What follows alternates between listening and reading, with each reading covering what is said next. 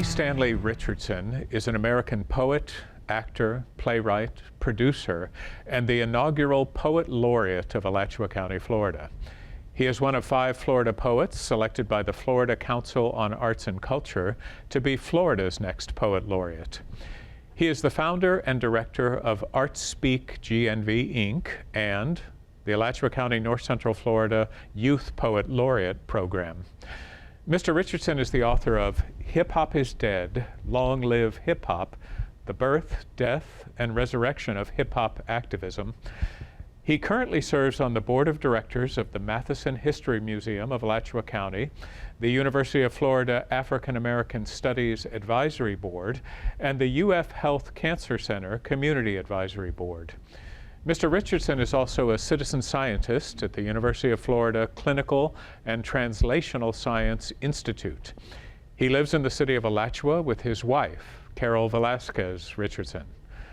We're going to take a moment before we start the interview to share one of Stan's poems in honor of former County Commissioner Kate Barnes. A poem dedicated to Kate Barnes. The Big Picture. A long way from Mohawk Valley,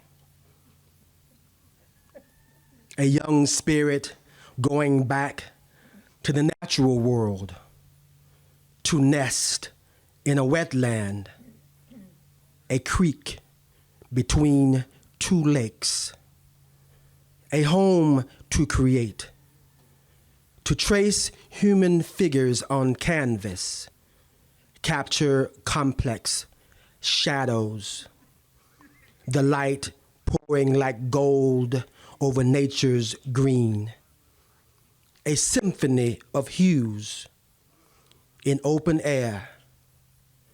What it feels like to be here in this place, to witness the angle of sunset like no other, to discover friends worth fighting for. 17 Sisters, Samson Point, Cypress Island, Little Hammock, Burnt Island, Grassy Point, and 20 brothers. To be gifted a glimpse of the coming nightmare and trauma. What the land must feel when dug into by the uncaring claws of commerce. To wonder, what will the shoreline look like in 100 years? To see the big picture when reminded just how much a dollar costs. A mother lion in her den to defend a creek between 2 lakes. Thank you. I happened to be at the event where you did that poem, and it was a beautiful reading. Thank you, and welcome to the show. Thank you for inviting me. Yeah, it is truly my pleasure to have you here. Great to be here. I was thinking the other day about what a eventful time it's been to be the Poet Laureate in Alachua County. You know, with the truth and reconciliation process that we're deeply involved in, COVID-19, just so many things that make this an extraordinary couple of years. Let's get started though by sharing with our viewers just a little bit about your personal life. Okay. Where are you from? I'm from the city of Alachua. We were having a discussion with some young people about the pronunciation of Alachua. It went on and on and on, and I just left it alone. But you come down with Alachua? Alachua. Okay. Alachua. I was born in St. Petersburg, Florida, and we were discussing earlier. We didn't live there. My mother just happened to be in labor when they were down in St. Petersburg. My father was a lifelong railroad man. He was with Seaboard Coastline then, and later Amtrak. So, but we've always lived in the city of Alachua. Tell me a little bit about growing up in Alachua and what What were your influences? Tell me a little bit about the time. when you Alachua grew up. has grown a lot. You know, when I was young, when I was a kid, dirt roads. Yeah. I think we had one traffic light there, Right. down at 441 and 235. Right, section. right past the bridge Right. there. I Yeah. remember when they paved the road in front of our house. But we moved right up the street. My father built a house when I was 12. It's where I grew up in Alachua. And my influences were my parents. Education was very, very important to my parents, and especially my mom and my dad. My mother, her and all her sisters, she's from Bland, Florida. I think I was telling you about that a while back. We were at one, I think the groundbreaking or the dedication for the Canterbury. That's right. Right, and Yeah. I was Yeah. sharing the story about growing up, my parents being in Bland, and my uncle had a farm. They had almost 200 acres at Bland, right down to the Santa Fe River.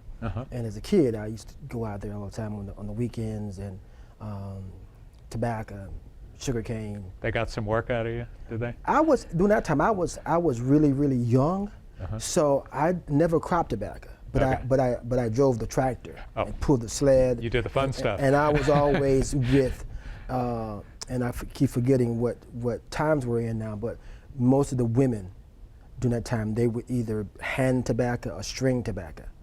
And the men would get it from out of the field and hang it in the barn. So during that time, I was mostly with the women, with my mom, handing tobacco and that kind of thing. Oh, interesting. When did you become interested in poetry? I've always, as long as I can remember, There was poetry in your house poetry was in my growing house. up? My mother, my Okay. father, my father recited poetry. I had no idea. I thought those were his words, and when I got older, I realized he was quoting John Donne. You thought he was pretty good poet, your dad? Yeah. Books were always around. And my mother, they're from a age when during segregation, when students had to, they were very, very high on getting an education. It was really important. And so she would always recite poetry throughout the house, you know, a lot of Paul Laurence Dunbar. So, but I think I've always liked to write. I think I communicate best writing my thoughts down, rather than like being right here with you. Yeah. So when you heard that Alachua County was going to create the Poet Laureate position, did you want to jump right at that? Or? Not.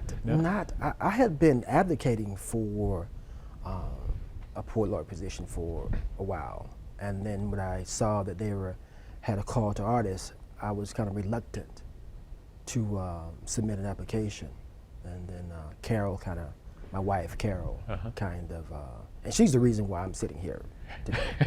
Really, I mean, she helped me say the words, "I am an artist," which was very difficult for me to say.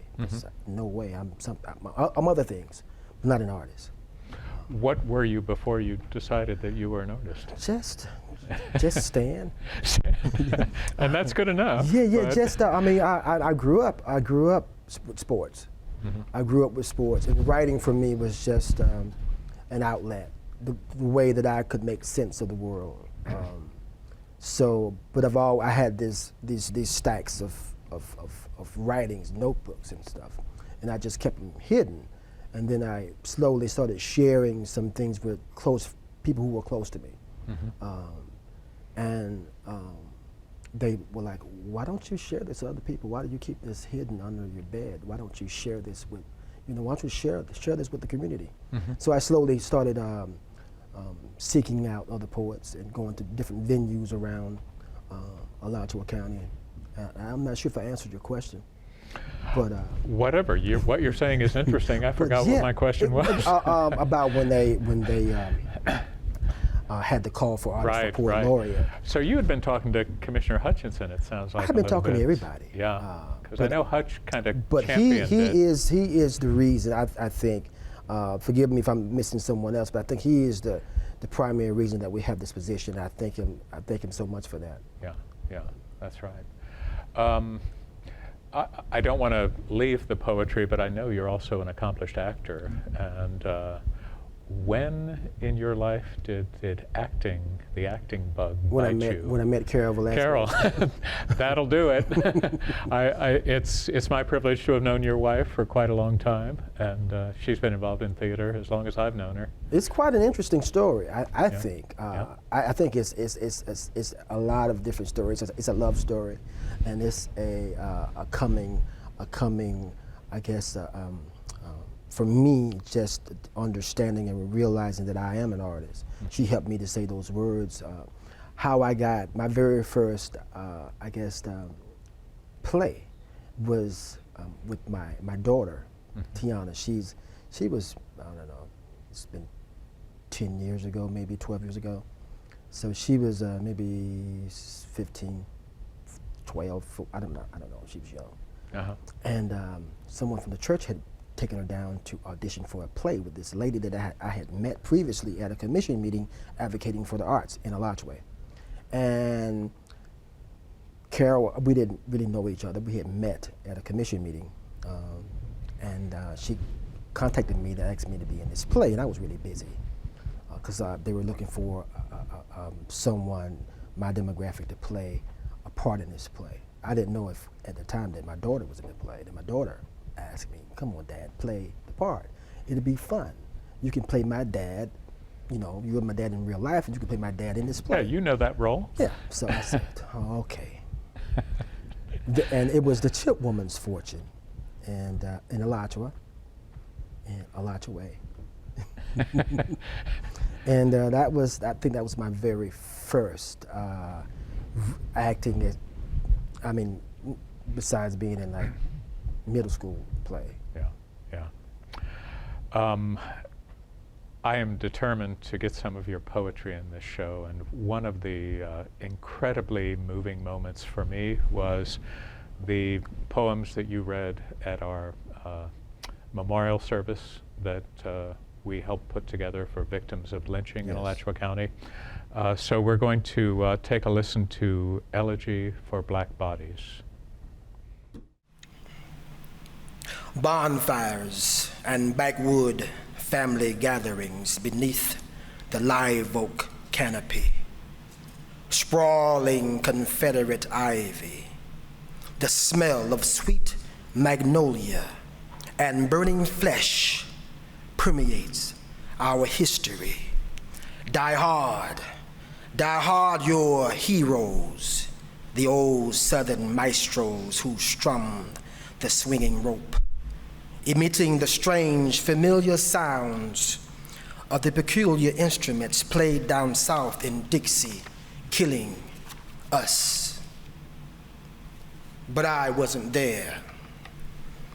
We were all there, just as we are all here, bound by our systemic, assembled together, not by happenstance or accident, but by a divine power much greater than ourselves, urging spirits, ghosts of bystanders, terrified, afraid, quiet, complicit, loud, boastful, howling, guilty, innocent, ancestors, taken, you, dazzled by strangeness, enthralled by spectacle, dangling black bodies, suspended in atrocity,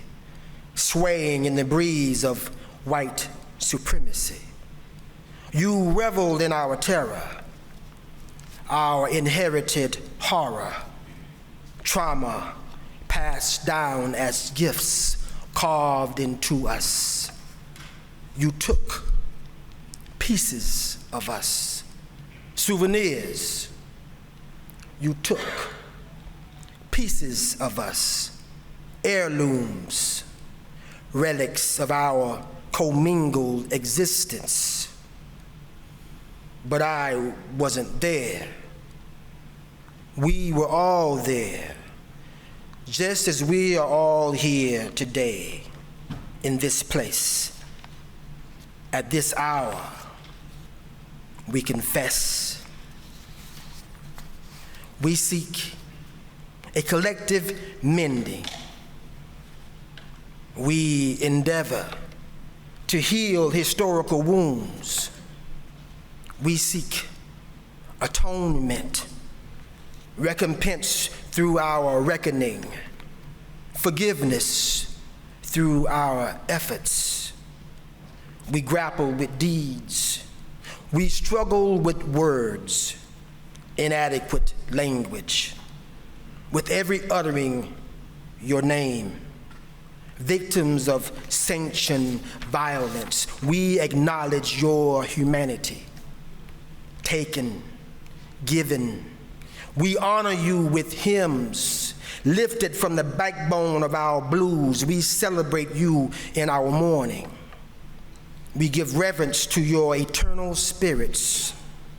We vow never to repeat such atrocities again. You, who have waited too long for us, we bid you solace. May your souls rest in everlasting peace.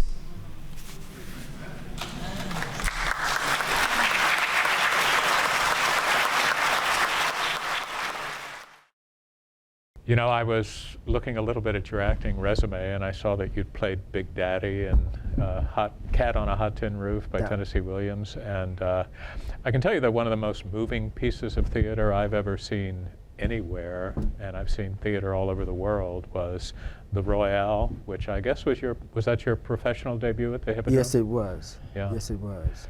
Can you give us a taste of what that experience was like for you?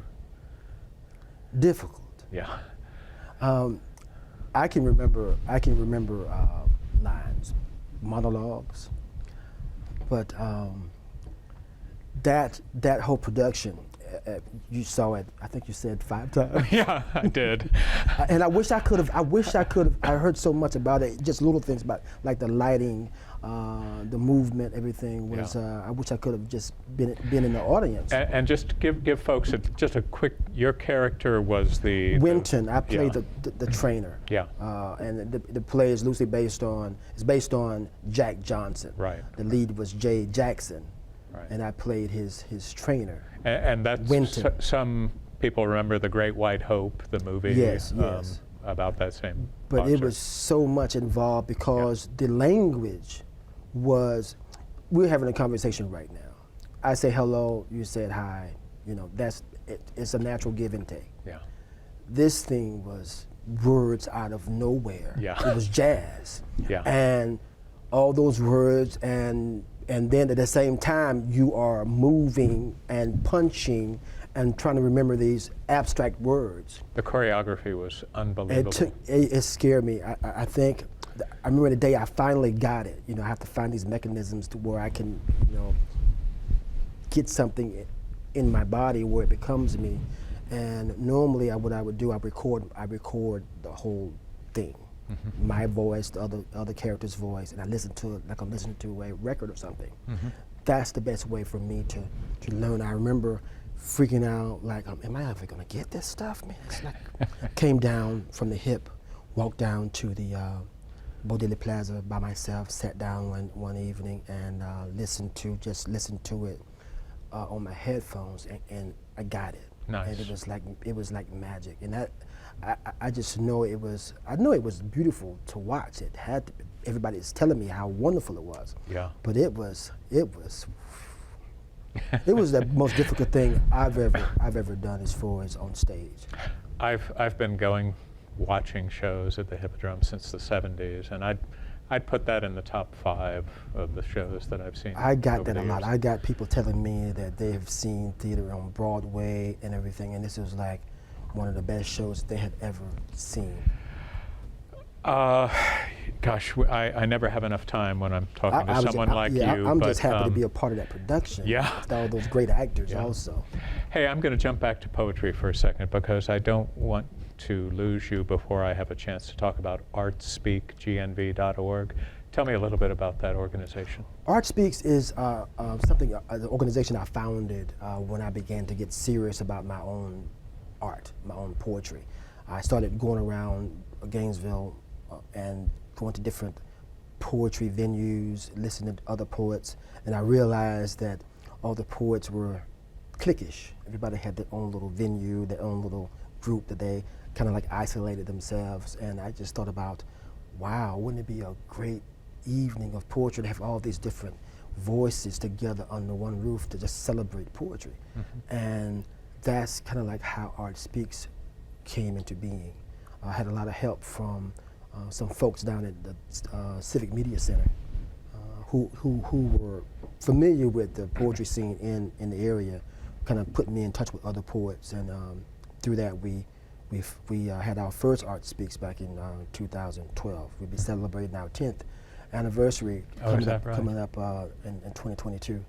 Do you have any events coming up? We just had our annual fall adult event, which is Art Speaks, bringing poetry and people together. Normally it's held in late August, early September, when the students get back and before football gets really crazy. Mm-hmm. And we have our teen event usually in early March. Okay. It's called Art Speaks, Courageous Young Voices. Oh, well, we look forward to that.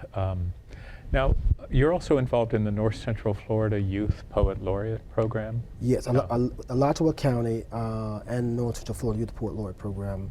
There's an organization, Urban Word, mm-hmm. And the National Youth Poet Laureate program.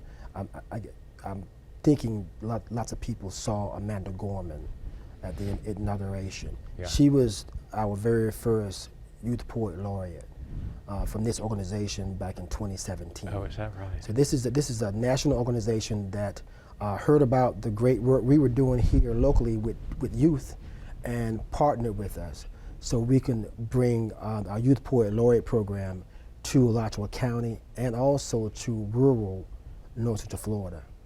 Because we want to reach as many young people as possible and make it available, have access to kids who may live outside of Alachua County. So we'll have the Alachua County Youth Poet Laureate, and also we'll have the North Central Florida Youth Poet Laureate, which is teens from Gilchrist or Lafayette or Levy or Columbia or Union or Hamilton or Suwannee. You know, some of those counties have access to this. They're all part of this particular North Central Florida area. You know, there are groups like theater groups and orchestras and those kinds of arts that have the advantage of kind of being collaborative organizations, and they're very adept at finding grants and supporting each other. So I think it's really great that you've done that for poets.